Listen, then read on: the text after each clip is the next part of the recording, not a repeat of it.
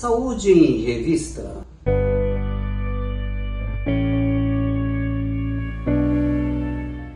Olá, senhoras e senhores, está no ar Saúde em Revista, o programa feito especialmente para você, trazendo notícias, informações, desvendando mitos e verdades quando o assunto é saúde.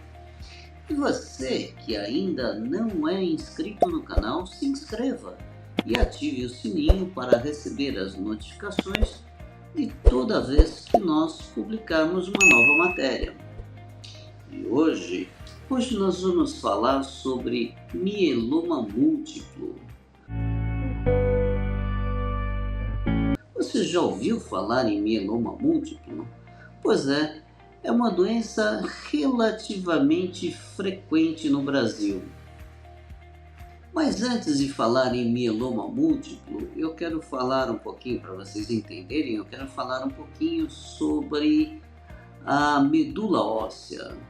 A medula óssea, que é o que vulgarmente a gente chama de tutano, é o local onde é a nossa fábrica de sangue, né?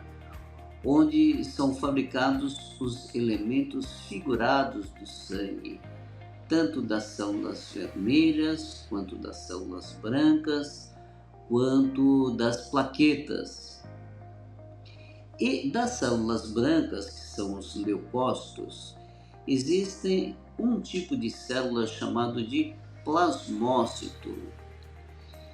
E é o plasmócito que é o precursor dos nossos anticorpos.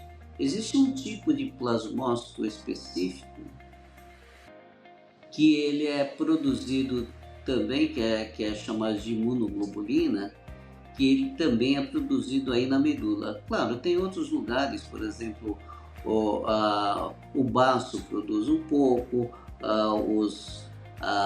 os gânglios linfáticos também produzem, mas uma quantidade mínima. Quem produz mais é a medula óssea. Pois bem, por um mecanismo ainda não muito definido pela medicina e pela ciência, pode começar a acontecer uma proliferação acentuada, uma multiplicação acentuada desses plasmócitos específicos, desse tipo específico de plasmócito, de forma com que ele vai praticamente inundando toda a medula óssea, né? Tomando lugar aí da produção, inclusive, das outras células sanguíneas. E por isso que, para vocês terem uma ideia, nós temos normalmente 1% da nossa medula óssea são de células de plasmócitos. E aí, quando a pessoa tem aí o mieloma múltiplo, que é essa doença por multiplicação dos plasmócitos, os plasmócitos praticamente acabam inundando a medula óssea e praticamente toda a medula óssea é povoada por plasmócitos, comprometendo desta forma a produção das outras células sanguíneas.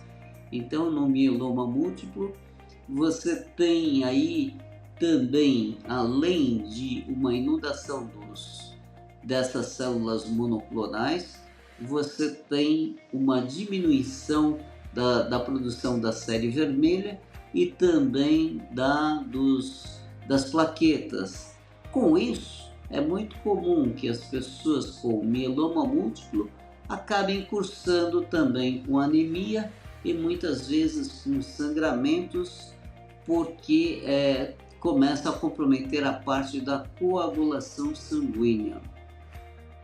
Mas esses plasmócitos, eles vão ser liberados para a corrente sanguínea e vão comprometer outras regiões do nosso organismo. E assim, o que acontece? Você tem uma inundação de plasmócitos, por exemplo, nas outras partes dos ossos. E aí você tem muitas vezes você pode ter o que nós chamamos de fraturas espontâneas. Os ossos acabam ficando muito enfraquecidos e as pessoas começam a ter fraturas espontâneas, ou seja, aquela fratura sem que a pessoa tenha tido aí um trauma suficiente para ter a fratura. Normalmente isso acontece nos ossos longos, por exemplo, no fêmur, no húmero, que é o osso da perna, que é o osso do braço. Você pode também, eventualmente, ter na coluna vertebral e muitas vezes você pode ter essas lesões na própria calota craniana. A gente também observa lesões características de mieloma múltiplo. E, como eu falei, como ele compromete a produção do sangue como um todo, você vai ter um paciente que vai evoluir com fraqueza, com anemia e todas as consequências da anemia, e também com uma possibilidade de ter sangramentos, hematomas espontâneos. E esses pacientes também, porque como os plasmócitos acabam comprometendo muito a matriz óssea, a pessoa pode ter uma osteopenia e muitas vezes tem uma enxurrada de cálcio na corrente sanguínea. Então muitas vezes as pessoas fazem aí um exame de dosagem de cálcio e vai ver que está com bastante cálcio na corrente sanguínea, e por outro lado tem uma osteopenia. Isso leva à suspeita de ter aí um mieloma múltiplo. E em função dessa enxurrada desses plasmócitos monoclonais na corrente sanguínea, você pode ter aí um comprometimento renal muito importante também, e a pessoa começa a ter um mau funcionamento do rim, podendo levar a uma insuficiência renal. Por isso que essa doença é chamada de mieloma múltiplo, porque tem uma infinidade de sintomatologia que a pessoa apresenta.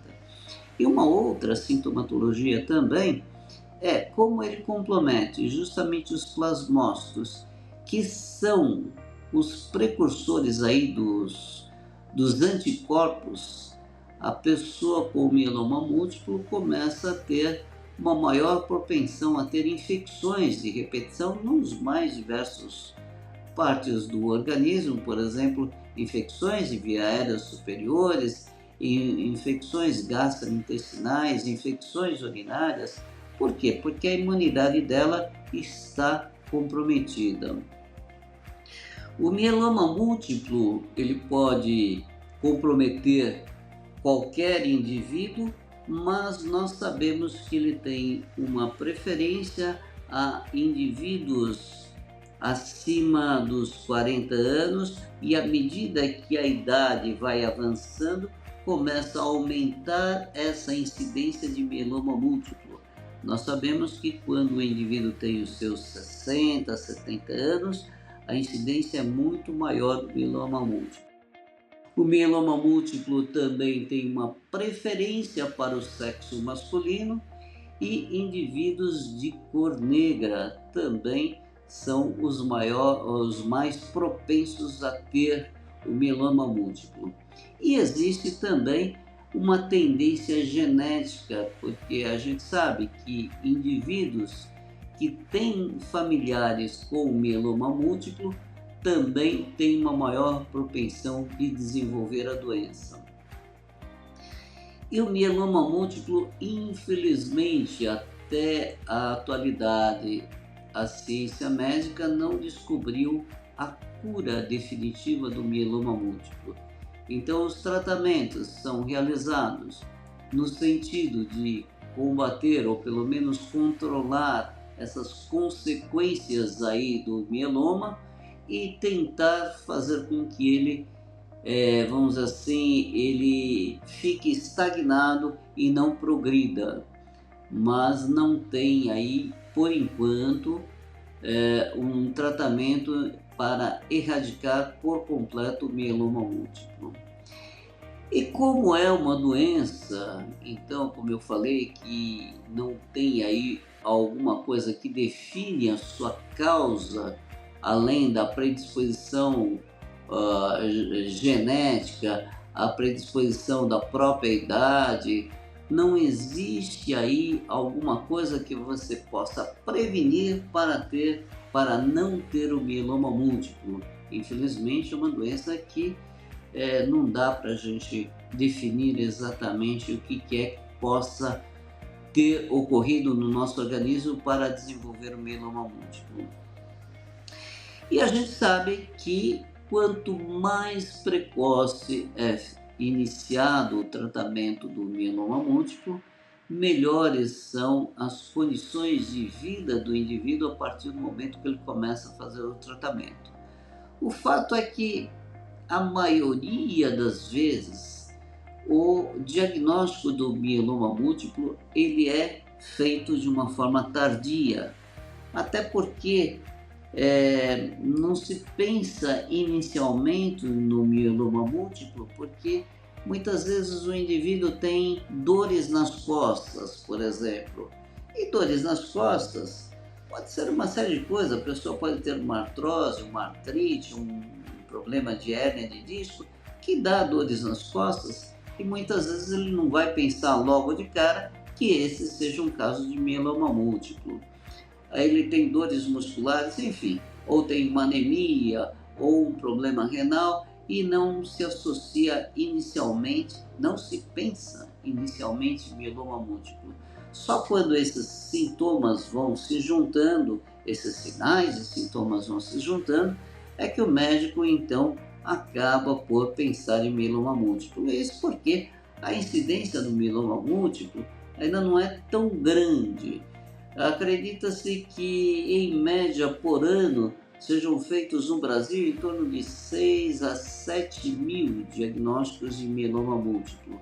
E por isso é que muitas vezes não se faz aí o diagnóstico precoce. Então por hoje é só, e na próxima semana eu trago mais um assunto interessante sobre sua saúde. E você que ainda não é inscrito no canal, se inscreva no canal e ative o sininho para receber as notificações de toda vez que nós publicarmos uma nova matéria. E até a próxima semana!